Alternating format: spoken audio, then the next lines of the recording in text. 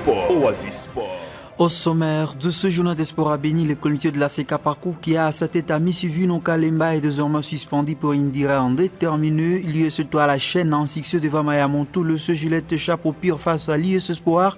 Mani Maïno remporte l'acte en contre Petro Atlético. Mazembe se rassure de la meilleure de manière en Dola. Nous parlons sur le plan international de Manchester Haaland qui porte encore Manchester City. Bienvenue à tous au détail. Les jolis mouvements et puis attention avec ce ballon pivot. Un moment émotionnel. Les smash, les centres, il est au cordeau. Et la lourde frappe magistrale sous le lucarne, le but. Le but. Un moment. Oasis Sport, le sport dans toutes ses formes. Remien Soumaïl le Perse ce bien moins. Depuis la matinée de ce samedi 14 septembre 2024 qu'une note suspendue les comités directeurs de la CECAPACO est parvenue à notre rédaction. Cette suspension est contenue dans une lettre signée par le président des fanatiques du club, dernièrement champion du Nord Kivu.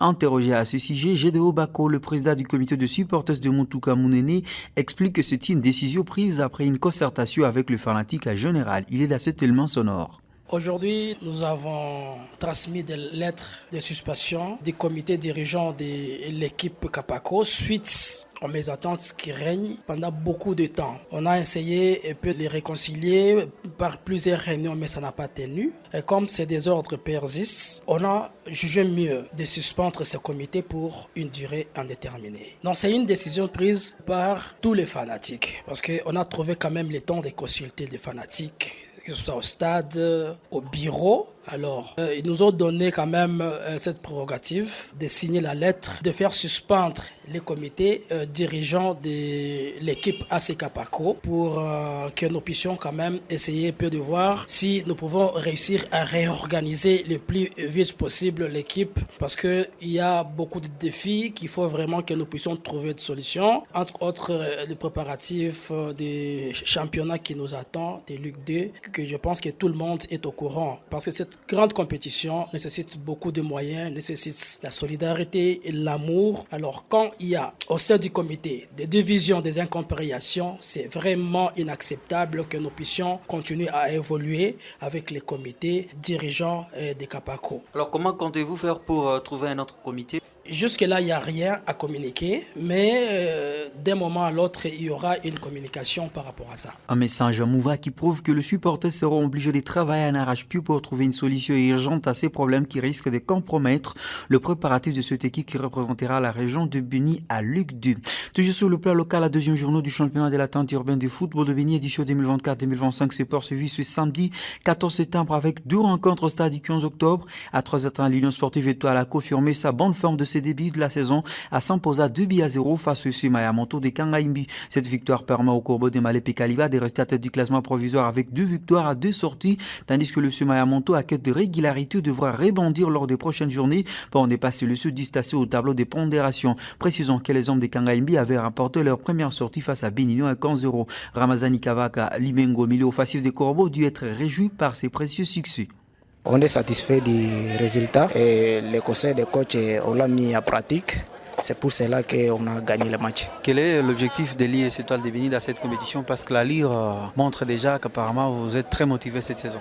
Pour l'instant, on n'a qu'un seul objectif, de chaque fois jouer tous les matchs comme une finale pour se qualifier aux phases préliminaires du championnat provincial. Non, on est déterminé vraiment pour atteindre cet objectif. Je n'ai pas grand-chose à dire. C'est juste qu'on est motivé pour les rendre heureux.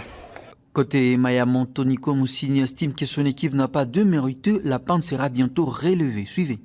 On n'a pas totalement démérité. On a fait de tous nos miens, mais ça n'a pas tenu. La journée d'aujourd'hui n'était pas pour nous vraiment. On s'est mieux préparé toute la semaine. Malheureusement pour nous, la journée n'a pas été bonne pour aujourd'hui. Pour relever ces défis, nous comptons encore mieux se préparer pour devoir avoir au moins notre 3 points au prochain match. Pour notre objectif pour cette saison, nous sommes vraiment bien déterminés au moins de participer à la phase préliminaire ainsi qu'à la phase finale du championnat provincial. Le retour de Nico dans Mayamonto, qu'est-ce qui a motivé ce retour? Mon retour dans Mayamonto, j'ai été motivé premièrement par les objectifs de l'équipe et deuxièmement, j'ai été motivé les préparations que je faisais chez Benigno. Oui, je n'ai pas voulu participer au championnat chez Benigno parce que je voulais encore un peu me rattraper chez Mayamoto pour mieux chez les supérieurs. Et mon message pour les fanatiques du FC Mayamoto, et je vais demander aux fanatiques du FC Mayamoto d'être calmes et de garder leur sang-froid, tout ira mieux. Le second match de ce samedi, disputé à 15h30, a vu lieu ce soir et les Sugilets se neutralisaient sur un score de 2-2. La 11 Pro menait à 2 reprises au tableau d'affichage, mais le Sugilet a montré une belle compatibilité revenant à chaque fois au score. Le deuxième but égalisateur de Veur Noir de Malé Pekaliva a été marqué dans les temps additionnels, confirmant l'antacité et le suspense de cette confrontation. Le programme de ce dimanche, qui ensuite promeut également des affrontements intéressants. À 13h30, l'AS Benigno affrontera les académiciens de l'US Umoja, deux équipes qui ont perdu leur premier match et cherchent à se relasser dans la compétition. Ensuite, à 15h30, le Sumangaza, fort de sa victoire 3-0 lors de la première journée, sera opposé au Swinga Sport de Mavivi, qui tentera de faire oublier sa défaite 2-0. C'est un concert crucial pour définir le premier tendance de ce championnat compétitif. L'AS Manimaignan s'est imposé 2-1 face à Petro Atlético de Luanda ce samedi 14 septembre au stade des Martyrs à Kinshasa pour le deuxième tour aller de la Ligue africaine de champions de la CAF. Les unionistes ont commencé la rencontre avec enthousiasme, recevant les encollants. Ajeba Siala, l'attaquant congolais, va marquer à la 14e minute grâce à une relasse du capitaine Onzé Ndombele, un score qui perdura jusqu'à la pause. À deuxième période, les Congolais vont insister et se repris au dépourvu par les encollés de Petro. Ils ont réussi à revenir au score grâce à une tête puissante de Julino à la 71e minute. Un but qui va réveiller les Congolais pour appuyer sur l'accélérateur et marquer le but de la victoire. Avant les 90 minutes vont s'épuiser et le score restera le même. L'AS Manimaignan, qui fait un pas vers son objectif, devra à l'acte de prévu à terre en collège s'imposer si pas faire un nil sans encaisser un but de plus que son adversaire pour espérer avoir le ticket de la phase des groupes dans cette compétition africaine. De l'autre côté, le Tupisa Mazembe Tala s'imposait 0 sur la place de Red Arrows du Zambie. Un match comptable pour le deuxième tour aller de la Ligue africaine des champions.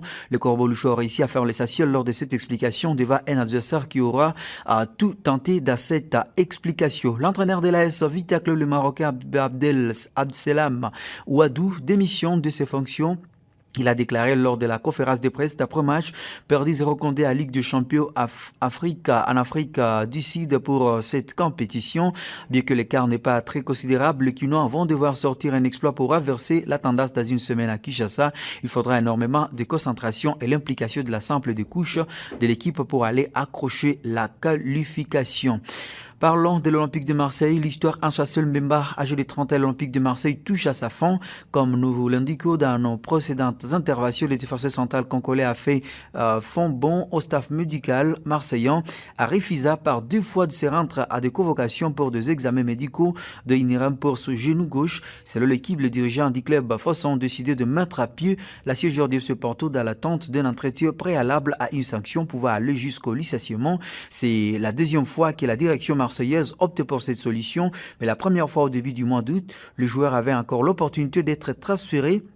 Avec la fermeture du mercato en Europe et même dans le Golfe, l'Olympique de Marseille devrait désormais privilégier une rupture du bail de Mbemba. En Angleterre, vainqueur de ses 3 premiers matchs, Liverpool a trébuché à Field contre Nottingham Forest 0-11 ce samedi lors de la 4e journée des Prima Liga. Dans l'autre rencontre intouchable depuis le coup d'envoi de la saison, Manchester City a enchaîné 4e succès à l'entente de sortie à Prima Liga contre Brentford dès contre 11 ce samedi lors de la 4e journée. Ainsi s'achève ce journal des sports.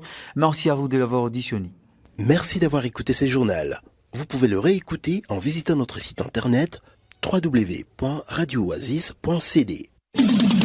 Jeune, ton avenir est plein d'espoir. Mais une seconde de plaisir sexuel peut le gâcher à jamais. Sois sage.